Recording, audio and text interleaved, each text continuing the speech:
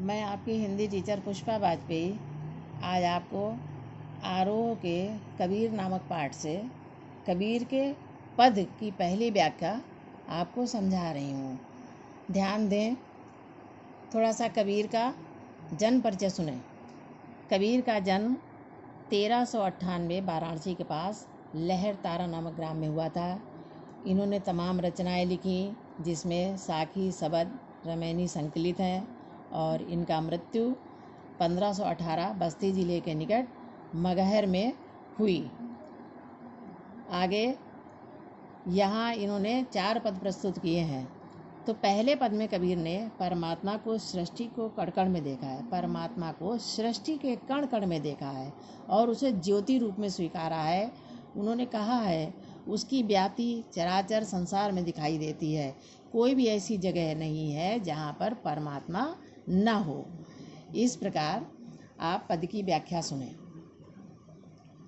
हम तो एक एक करी जाना। कबीर दास जी कहते हैं कि हम तो हर प्रकार से इस संसार में एक ही सबको समझते हैं। हमारे हिसाब से परमात्मा एक है, क्यों कि हमको इसको दो नहीं जानना है। कुछ लोग इसे दो रूप में देखते हैं, जैसे कुछ लोग इसे जीव और ब्रह्म के रूप में पहचानते हैं, तो कोई इसे आत्मा और परमात्मा के रूप में जानते हैं। इसलिए कबीर दास जी कहते हैं कि हम तो एक एक कर जाना। हमारे लिए वो आत्मा, परमात्मा, जीव या ब्रह्म कोई भी रूप हो, दोनों रूप एक ही हैं। हम उन्हें एक ही रूप में देखते हैं। जैसे दोई कहे तिनहि को दो जग, जिन नाहिन पहचाना। इस प्रकार कबीर दास जी कहते हैं दोई कहे, जो इनको दो रूप में जानते हैं, जो ये कहते हैं ये दो हैं, परमात्मा आत्मा, आत्मा और परमात्मा, या जीव या ब्रह्म, जो इनको दो रूप में जानते हैं, उन्हीं के लिए ये संसार जो है वो दोजक के समान है। दोजक माने नरक के समान है। जिन नाहिन पहचाना, इसके मतलब उन्होंने ईश्वर को पहचाना ही नहीं, इसलिए वो इन्हें दो स्वरूपों में गिनते हैं, उनके दो रूप देखते हैं। जबकि इस संसार में रहते हुए एक है पवन, एक ही वो पवन है जिसके द्वारा हम श्वास लेते हैं। एक ही पानी है जिसके द्वारा संपूर्ण संसार पलता है। एक है ज्योति समाना, और एक ही ज्योति सभी में व्याप्त है समान रूप से। एक है खाक गढ़े सब भाड़े, एक है कोहरा साना। ध्यान देना है आपको। एक है खाक गढ़े सब भाड़े, एक ही खाक, खाक माने मिट्टी, एक ही मिट्टी होती है जिसके द्वारा हम भांति भांति के बर्तन कुम्हार के द्वारा बनाए जाते हैं। एक है कोहरा साना, और कभी भी कुम्हार भिन्न भिन्न प्रकार की मिट्टी को सानने के लिए, भिन्न भिन्न प्रकार की तरह तरह की चीज़ें बनाने के लिए तरह तरह की मिट्टी नहीं तैयार करता है, बल्कि एक ही प्रकार की मिट्टी सानता है और उससे तरह तरह के रूप देता है, तरह तरह की चीज़ें बनाता है। कहने का मतलब ये है, एक है खाक गढ़े सब भाड़े। इस प्रकार जान लेना चाहिए हमें कि एक है खाक, एक ही प्रकार की मिट्टी से हम सब बने हैं। ऐसा ही कुम्हार भी करता है कि एक ही प्रकार की मिट्टी सान करके और भांति भांति की चीज़ें बनाता है, भांति भांति के उनको रूप प्रदान करता है। जैसे बाढ़ी काष्ठी काटे, अग्नि न काटे कोय। जैसे बाढ़ी, जैसे बढ़ई, बढ़ने वाली लकड़ी को काष्ठी काटे, काटता रहता है, लकड़ी को तो काटता है और उससे विभिन्न प्रकार के रूप देता है, तरह तरह की चीज़ें बनाता है। अग्नि न काटे कोई, लेकिन उसमें व्याप्त अग्नि को नहीं काट सकता है, उसमें व्याप्त अग्नि नहीं किसी को दिखाई देती है, जबकि हम रात दिन काट काट करके उसकी चीज़ें बनाते हैं। सब घटी अंतर तू ही व्यापक, धरे स्वरूप सोई, स्वरूपै सोई। सब घटी अंतर तू ही व्यापक। इस प्रकार हर घट घट में, हर हृदय में, हर एक के अंतरात्मा में निवास करने वाला तू परब्रह्म एक ही है। धरे स्वरूपे सोई। चाहे तुमने रूप कितने भी रखे हों, तरह तरह के आपने रूप धारण किए, लेकिन तू एक ही है और सभी में तू ही व्याप्त है। माया देख के जलत लुभाना, माया देख के जगत लुभाना, काहे रे नर गरवाना। जब व्यक्ति संसार में आ जाता है और इस संसार की भांति भांति के माया के रूपों को देख करके उसमें प्रलोभन में फंस जाता है, और वो भूल जाता है कि हम उसी के बंदे हैं और वही हमारे अंदर व्याप्त है। काहे नर गर्वाना, कबीर दास जी कहते हैं कि हे नर, हे मनुष्य, फिर तू किसी भी प्रकार का घमंड क्यों कर रहा है, गर्व क्यों कर रहा है। निर्भय भया कछु नहीं व्यापे। अगर तू निर्भय होकर के निसंकोच इस संसार में अपना जीवन बिताता है, प्रभु का भक्त बनकर, कहे कबीर दीवाना, जैसा कि कबीर अपने आप को दिखा रहा है, जैसे कि कबीर अपना जीवन बिता रहा है। कबीर को किसी प्रकार की चिंता नहीं है, न कबीर किसी से कभी डरता है, न कबीर को कोई नरक दिखाई देता है, न कबीर ने कभी किसी को दो होने का ख्वाब देखा है, न किसी को ख्वाब दिखाया है। तो कबीर दास जी कहते हैं कि ये आत्मा अमर है, अकाट्य है, एक है, और हे परमात्मा, तू ही सभी में व्याप्त है, तू ही ने विभिन्न रूप स्वरूप धारण किए हैं। तो कबीर दास जी संबोधित करते हुए कहते हैं कि हे मनुष्य, संसार के इस माया रूप को देख करके तुझे गर्व नहीं करना चाहिए और निर्भय होकर के अपना जीवन व्यतीत करना चाहिए। अब हम आपको होमवर्क बताते हैं कि इसकी आपको सप्रसंग व्याख्या लिखनी है। पहले संदर्भ लिखना है। संदर्भ इस प्रकार लिखना है, मात्राओं का विशेष ध्यान दें कि प्रस्तुत पद पंक्तियाँ हमारी पाठ्यपुस्तक आरोह के कबीर नामक पाठ से ली गई हैं। इसके रचयिता महाकवि कबीर दास जी हैं। प्रसंग, इसमें कबीर दास जी ने आत्मा परमात्मा दोनों को एक ही माना है और इस बात पर ज़्यादा बल दिया है कि हमको एक ही मानना है। आप उसको आत्मा कहें या परमात्मा कहें, जीव कहें या ब्रह्म कहें, वो अकाट्य है, उसको आप दो नहीं मान सकते और ना ही हमें दो मानना चाहिए। इसके पश्चात आपको इस पद की व्याख्या करनी है, जैसा कि हमने आपको समझाया है। पूरे अर्थ को शामिल करते हुए आप जितना अधिक एक्सप्लेन कर सकें इसको एक्सप्लेन करें। हेलो स्टूडेंट्स, कल जो मैंने आपको कबीर दास जी का पाठ पढ़ाया था, तो उसी का दूसरा पद मैं आज आपको पढ़ाने जा रही हूँ। संतों देखत जग बौराना। संतों देखत जग बौराना। अब सबसे पहले मैं आपको बता रही हूँ, जब आप शुरू करते हैं लिखना सप्रसंग व्याख्या, तो सबसे पहले आप संतों लिख करके फिर डैश डैश डैश तिलक अनुमाना, इस प्रकार ज़रूर लिखें ताकि पहचाना जा सके कि कौन सा पद है। तो मैं आपको बता रही हूँ, दूसरा पद संतों देखत जग बौराना, इसका प्रसंग इस प्रकार है कि इस पद में कबीर दास जी ने जातीय भेदभाव और धार्मिक पाखंडों पे चोट की है। वे उसके बहुत ज़्यादा खिलाफ थे, बिल्कुल भी धर्म के पाखंडों को वो नहीं मानते थे।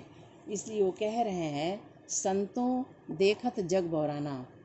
अरे संतों, देखो ये सारा जग बौरा गया है, ये सारा जग पागल हो गया है, ये किसी की बात नहीं सुनता है। सांच कहो तो मारन धावे।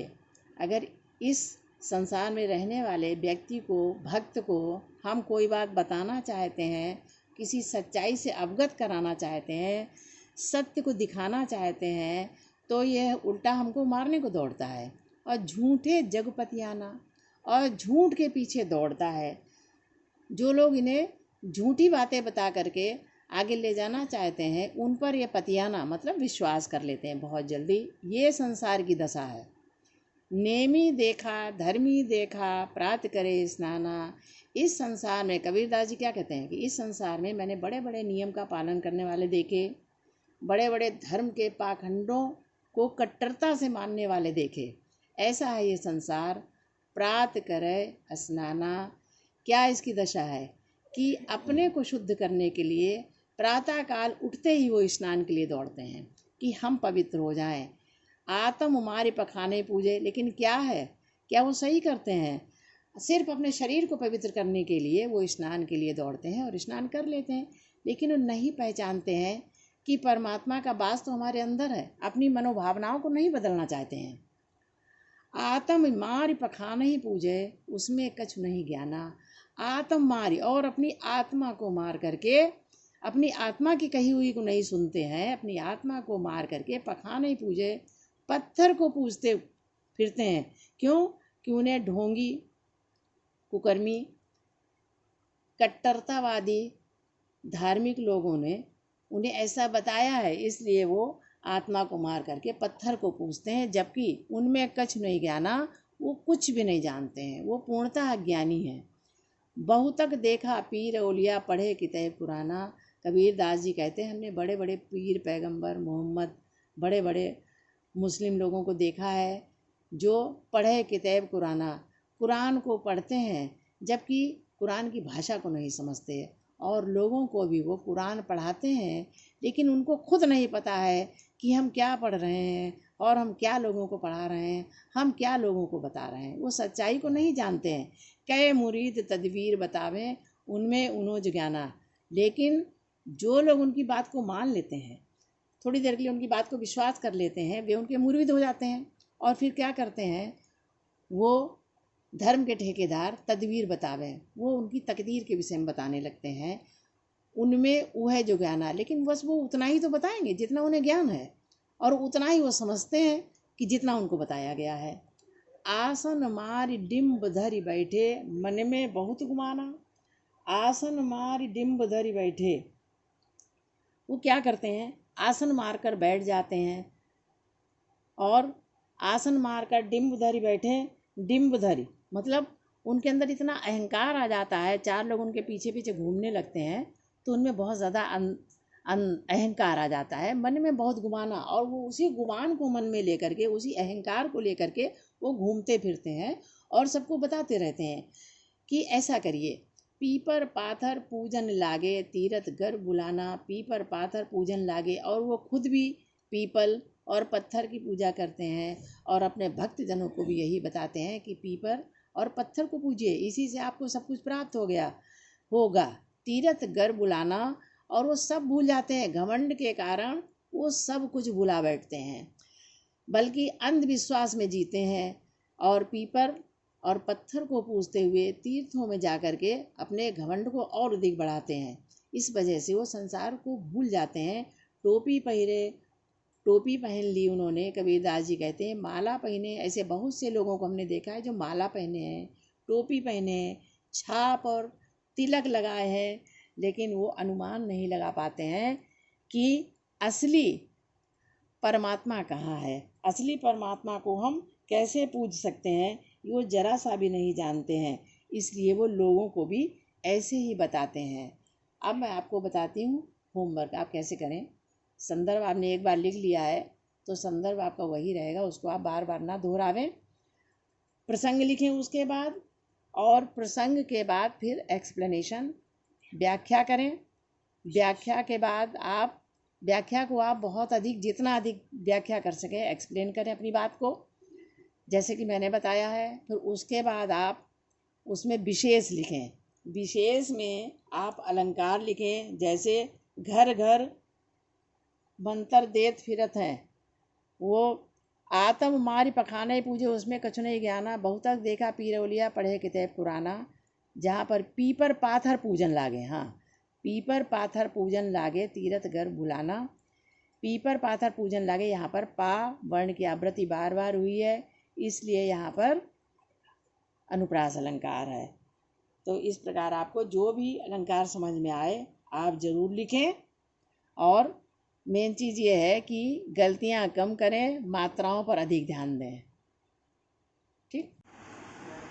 हेलो स्टूडेंट्स, आज मैं कबीर के पद का तीसरा पार्ट आपके सामने रख रही हूँ। आप इसको ध्यान से सुनें, और पहले ही आप सुन लें, ये आपके लिए बहुत सख्त हिदायत है कि आप कॉपी बनाएं, जो नोटबुक आप बनाएं उसमें पहला पेज आप इंडेक्स के लिए ज़रूर छोड़ें, जैसे कि आप पहले भी बनाते रहे हो, ताकि बाद में आपको दिक्कत ना हो। इंडेक्स के लिए छोड़ें। उसके बाद शब्दार्थ ज़रूर लिखें, कठिन शब्दार्थ लिखें। तत्पश्चात आप जो है ये सप्रसंग व्याख्या लिखें। उसके बाद आपको हम क्वेश्चन आंसर भेजेंगे, आप क्वेश्चन आंसर लिखेंगे। तो सुनते हैं अब हम तीसरा पद कबीरदास जी का। साखी शब्द ही गावत भूले आत्म खबर न जाना।